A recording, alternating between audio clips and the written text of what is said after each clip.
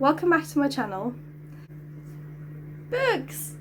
So, what we're going to talk about today is Midnight Sun by Stephanie Meyer, which is, again, backwards, but that's okay.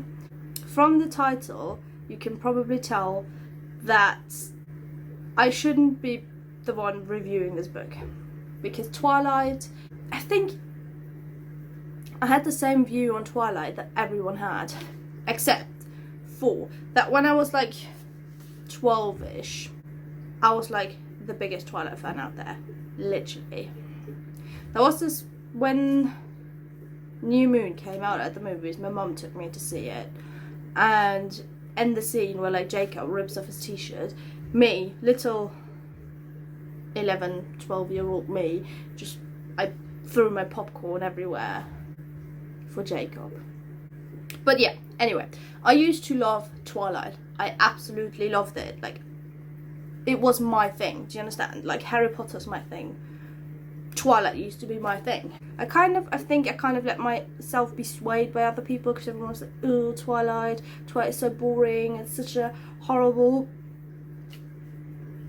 story, the movies are so bad. And yeah, so I kind of grew out of it and I was like, ew, Twilight, and ew. I think from the beginning, when I was like 11 or 12, the only thing that really kept me on Twilight was Jacob, because I was really obsessed with Taylor Lautner, but not like as in him in general, but just him as Jacob. I was obsessed with him, so I think that's what kept me with Twilight. But then everybody started hating it and I was like, well, you're right, it's not great. This book is probably, oh my god, I made it dirty. This book is probably the most popular book that came out in 2020. Like, that book was everywhere. So if you haven't heard of it yet, where have you been?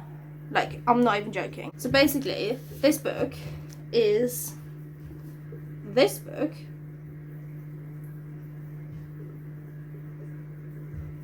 but this is Edward's point of view, this is Bella's. So obviously this has been out for absolute ages now. This came out a couple months ago. I wasn't sure if I was going to read it. It was everywhere. And I was like, okay. It sounds interesting, but I haven't read in years. I had a really bad phase of depression and whatever a couple years ago. And that just completely took away my love for reading, my motivation for reading, my anything. I just couldn't read. So I haven't actually read a book in years. And before that I used to read like 5 or 6 books a week. And I haven't touched a book. Well, I have touched a book because I kept buying books because I thought I would read them, but I didn't. So I haven't actually read a book in like 5 years or so. But then, in one of the book groups on Facebook, someone posted like a picture of one of the pages. And I read it and I was like, that actually sounds really good. Let me get it. I got it and this came. This. I'm not even joking. I took that book out of the box and I was like, how am I gonna read this? Just for comparison, this is like Bella's view and this is Edward's. Can we see the difference? I started reading and I loved it. I don't know why, I just loved the book. I went through it in like 2 days. I loved the book so much, and it's completely changed, first of all, changed my view on Twilight, completely reopened my love for Twilight, and I don't know, I feel like it's just changed my life. I don't know why, and I'm so happy that I read it. And if you're thinking about reading it and you haven't yet, go get the book. Get it. I'm telling you now, get the book. But yeah, so let's talk about the book. Basically, it's exactly the same storyline as Twilight. I've watched the movies like not too long ago, but you know, books and movies is a bit different. From my point of view, the storyline was pretty accurate and pretty, like, they followed it very similarly, at least. Yeah, the storyline is, in my opinion, pretty much the same. I just haven't read this book in a while. I probably should. I probably will soon. But I think it is. A lot of people in like Facebook groups and stuff have said it's like exactly the same. Overall, I love how much information you're getting from this book. Just like all the extra missing information, like where Edward goes, what he's thinking, his relationship with people. It's amazing. Like this character that was so boring to me before, like he was just such a stoic and stone-faced person with no thoughts and no, just this endless loop of sadness and moaning and stay away from me. Do you know what I mean? Now he is a person, and he actually is a really cool person. He's actually quite funny. Like I said before, I'm just going to tell you a little bit what I like about the book. So, like I said, it's completely changed like my view on like the whole thing. It's also changed my view of a lot of the characters. I mean, obviously before, my favourite characters were like, if I remember right, I always loved Alice. Alice is such a cool person.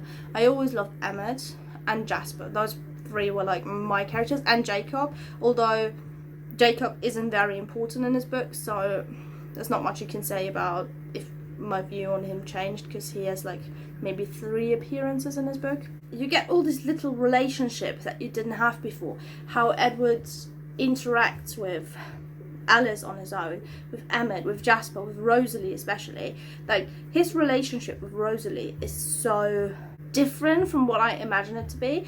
For me, Rosalie was just a very complicated person. She was just a bitch in general. Do you know what I mean? She's just a horrible person, and that's it.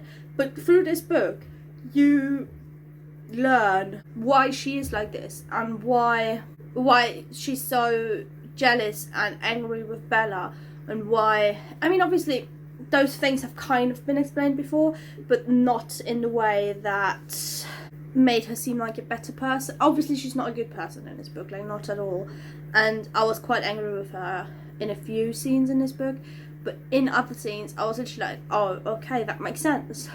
Like if I was her, I would be like pretty angry as well.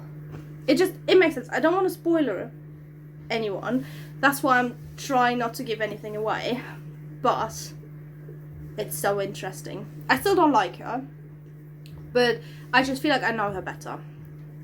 And yeah, all the other people like Jasper, who you don't really know a lot about before, but now you get like his little quirks and who he is as a person, and how important Alice is to him. Obviously that was always a big thing in like the books, how Jasper and Alice are so important to each other.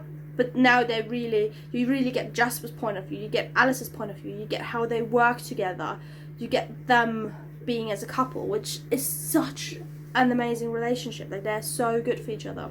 And Emmett, just in general, Emmett was always like a really cool person to me, but now he really is like a brother figure for Bella in the books. At like in Midnight Sun, you can like, because you can hear like his thoughts and what he's talking to with Edward, and like they really are like brothers. Honestly, in this book you wouldn't know that they, like obviously you do know that they're not brothers, but like from the way they interact, it's so amazing. On like the little things that you hear that just make their relationship so much better, and I really enjoy that. Obviously like Carla and Esme and all these people, that you get a lot of insight on them as well. I don't know, I just try to narrow it down to like my most favourite characters, because otherwise I would be going on about all the characters in the book for like 3 hours. So I'm going to stick to those for now. Like all their little quirks and like why they do things, it's just so much better explained, because obviously Bella has no clue what's going on in the Cullens family, and now you get all the little background information, which is, that's the next thing that I've already mentioned before, all the little background information that you didn't have before. I mean obviously we had like little background on like each of the Cullens like family life and how they came to be and all of those things, but now you get like those extra little informations. You get what they do when they disappear for a couple of days, you get what Edward does when he goes away for a couple of days, get like the insight on what it is for him to be a mind reader and how to hear everybody's thoughts, and like how he uses this to, for example, find Bella when he's looking for her, or to keep an eye on her throughout the day, or those kind of things. It's so interesting, and I've never thought about it before, but it makes so much sense and it's so amazing. Okay, that was me rambling on about how much I love this book, but there were also a couple things that were a bit, they weren't bad things obviously, but they were a bit meh.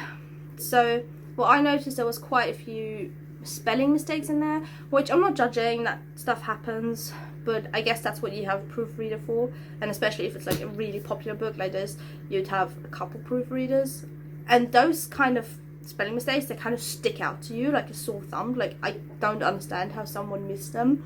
Like, for example, that was like very instead of very, and those kind of things, which is just like, it's like a simple mistake, obviously it does happen, but it just kind of disrupts your flow of reading. And there was maybe 3 or 4 in there, which was a bit, but no judgment, that's just thought I would mention that.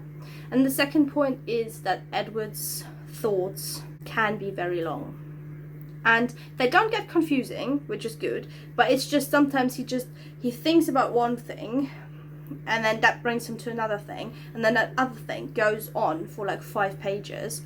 It doesn't have a lot of relation to what was actually going on. It's just his thoughts going somewhere completely else and staying there and then coming back, which, it's like I said, it's not confusing or anything, but it was just sometimes you'd read and you'd be like, okay, can we get back to the conversation you just had with this person, or are we just gonna go on like this forever? But yeah, that's just another one. It's not a bad thing, it's just, that was just one of the things where I was like, okay, I get why this book is so long. I really didn't hate a character in there. Like I said, Rosalie, I don't like her, but I understand her more now, which is good. And all the perfect characters, like before, like Edward was such a perfect character because that's what he is for Bella. Bella thinks he's absolutely perfect, but he's not. And that's what you get in this book. You get those little insights on why he's not perfect.